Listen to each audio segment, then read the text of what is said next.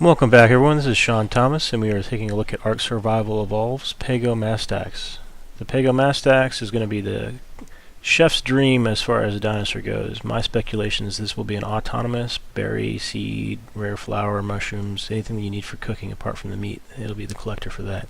So this is an herbivore. It is defensive in nature. It's going to be pretty passive, just going around collecting its berries and seeds and things up until the point where it gets attacked. It looks like it's going to be too small to ride, and again, very good at collecting berries, and if it can't ride it, that means to me it's going to be autonomous, because that's the only way I see it collecting berries, seeds, etc. Alright, so let's take a look at the dossier and what it has to say. So among the bottom of the island's dinosaur food chain is a small herbivore called Pegomastax. It is content to spend all day long alone, gorging itself on far more food that you might reasonably expect for a creature of its tiny stature.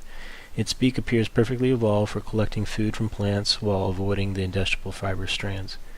Pegomastax is likely to ignore any nearby creature and continue foraging unless it is attacked, at which point it turns into a very aggressive though rather unthreatening opponent, shrieking and whooping far above its actual threat level. You would expect a creature this small and weak to live in flocks, but Pegomastax seems to be fairly solitary in nature. Domesticated, while not pretty and far too small to ride, tribes often keep Pegomastax around as a kind of farming aid. Its skill at scavenging means that it collects an extraordinary quantity of seeds and berries while also handily gathering the rare flowers, mushrooms, and other ingredients necessary to cook up unusual concoctions. Alright, so something very useful to have if it is collecting berries as well as the seeds and flowers, mushrooms, and stuff. It'll be very helpful for your cooking and crafting of paints and things like that. Also, you might leverage it for if you're breeding herbivores and you need to have berries, you might have these wandering around, and then you can go ahead and collect them rather than taking berry foraging trips yourself out. I think the primary benefit is going to be the rare flowers and mushrooms that it's going to gather on its own. I'm a little concerned about its safety, it being as small as it is. Normally, if you could ride the mount, you could tell other dinosaurs to follow it, and then you can set that one on wander. This guy is going to be a little bit more challenging in doing that, as you can't ride it. You just have to set it to wander to gather the berries and seeds and other cooking ingredients, and likely just have to have other dinosaur guardians in the proximity.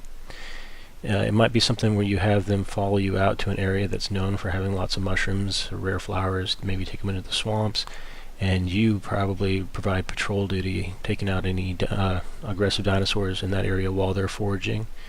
But again, you're going to be like herding cats here, because once they start wandering, they're going to be all over the place. You might actually use the whistle all command there and bringing them back in. But apart from that, it looks pretty. Anytime that they have a dinosaur that's perspective of being an autonomous collector, I'm interested. But we'll see what this one's like. If anything, it might be an amusing dinosaur to have around. Well, I hope you found this helpful, useful.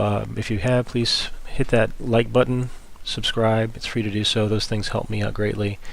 And if you'd leave a comment, I'd be happy to respond. And I appreciate you watching. I'll catch you next time.